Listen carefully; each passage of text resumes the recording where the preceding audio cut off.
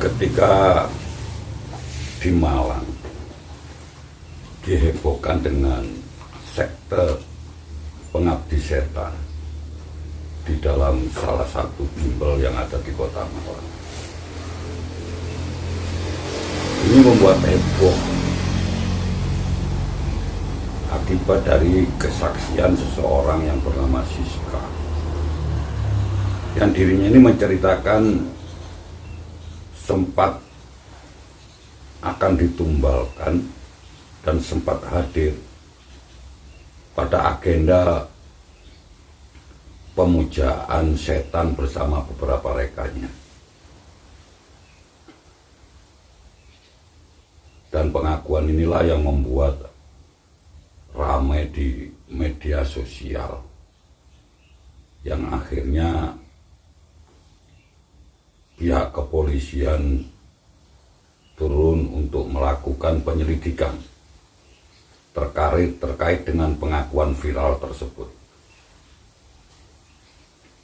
Ada beberapa fakta tentang viralnya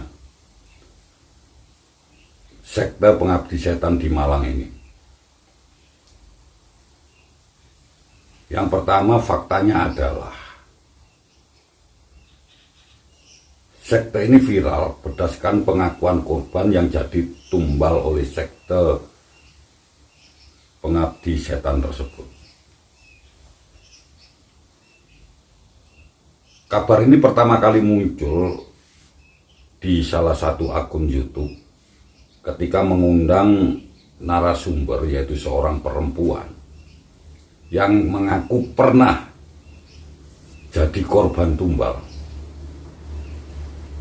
Di dalam video tersebut, sang wanita ini mengaku kejadian itu terjadi pada tahun 2014. Ketika itu dia masih menjadi mahasiswa di kota Malang. Sebagai seorang mahasiswa di rantau, Siska ini ditawari temannya yang berinisial S untuk menjadi tutor di salah satu yayasan pembelajaran atau bimbel. Pada awalnya Siska mengaku bahwasanya dia mengajar seperti layaknya tutor yang ada di bimbel. Mengajar dalam 1 sampai dengan 2 bulan, waktu itu tidak terjadi apa-apa.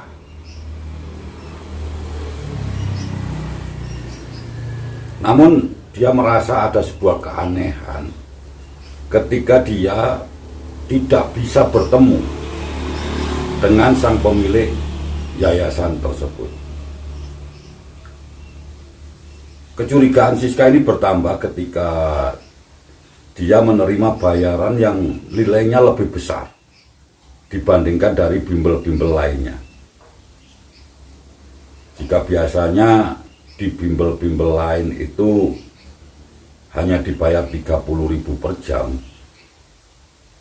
namun ternyata di bimbel tersebut Siska ini mendapatkan 500 sampai dengan 600.000 per minggu. Fakta yang kedua, Siska sempat diundang untuk hadir di acara agenda pemujaan. Ketika sudah 4 bulan Siska mengajar di bimbel tersebut, diundanglah Siska untuk datang di sebuah seminar di salah satu hotel di kota Malang, dan undangannya itu jam 23.00 waktu Indonesia Barat. Saat itu Siska tidak sendirian. Dia mengatakan jika dari bimbel tersebut yang diundang ada 4 orang, yakni Siska, temannya yang berinisial S, terus inisial A dan inisial T.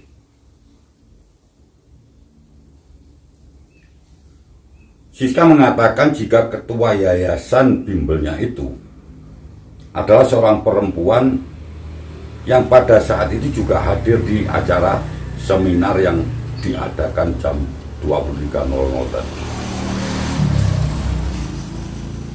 Siska merasa semakin aneh. Ketika di ruangan seminar ini tidak ada yang mengobrol. Semuanya hening, sepi, berdiam diri. Dan tidak ada yang bertegur sapa antara satu dengan yang lainnya. Ketika sudah berada di aula, disebutkan di video tersebut bahwa Siska melihat ada seorang pria memakai topeng berwarna hitam dan naik ke atas panggung. Siska bertanya kepada ketua yayasan yang kebetulan duduk di sampingnya. Namun ternyata tidak ada respon sama sekali kecuali hanya menoleh dan tanpa berbicara apapun.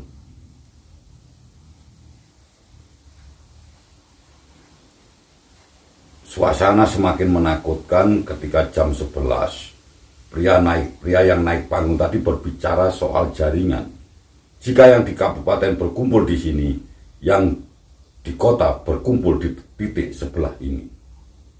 Siska nggak paham dengan apa yang dibicarakan, dan Siska bersama 3 temannya pun berpamitan kepada ketua yayasan untuk pulang. Ketika berpamitan pada ketua yayasan itu hanya mengangguk dan membiarkan Siska dan ketiga temannya untuk meninggalkan aula. Dan 100 orang yang berada di dalam aula itu pun semuanya melihat ke arah Siska dan 3 temannya yang keluar dari aula. Ketika sudah pulang dari seminar itu, Siska mengaku mendapatkan beragam kejadian aneh. Pertama, teman Siska yang menginap di rumah ini dihantui oleh pocong. Kedua, ibu Siska ini melihat Siska di kamar. Padahal saat itu Siska sedang berada di luar rumah. Yang ketiga, ketika pagi hari, Siska ini ngantarkan ibunya ke pasar. Ketika pulang, saat naik sepeda, seakan-akan ada yang mendorong dari belakang dan membuat Siska dan ibunya ini jatuh terpental ke kanan. Siska jatuh terlungkup ke aspal.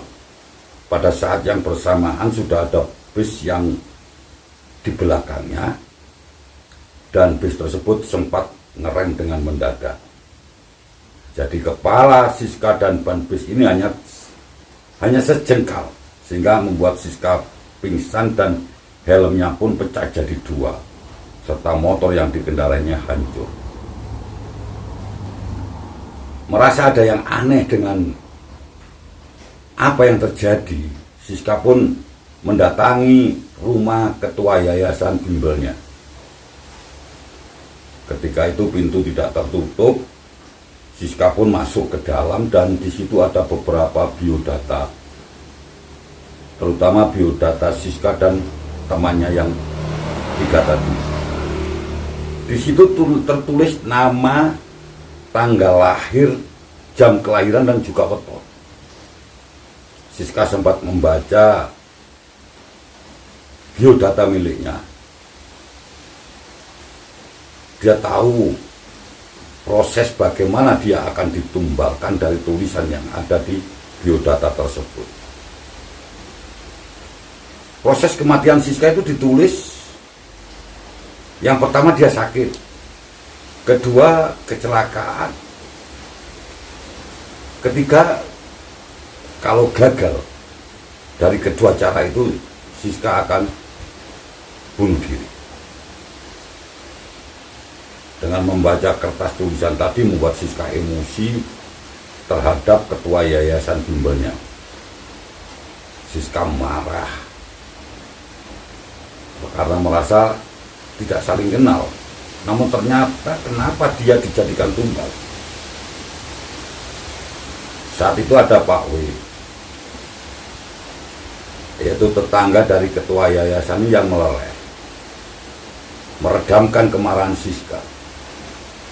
Akhirnya dibawalah mereka berdua ke kelurahan dan diadili dengan hukuman si ibu ketua yayasan ini disuruh keluar dari kampung itu. Itu fakta yang ketiga. Fakta yang keempat,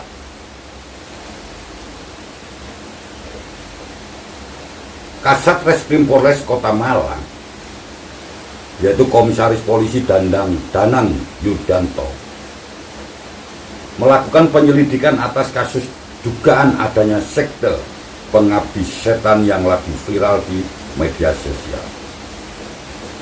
Untuk melakukan penyelidikan tersebut, polisi ini mengumpulkan data dan analisis video yang telah beredar di media sosial.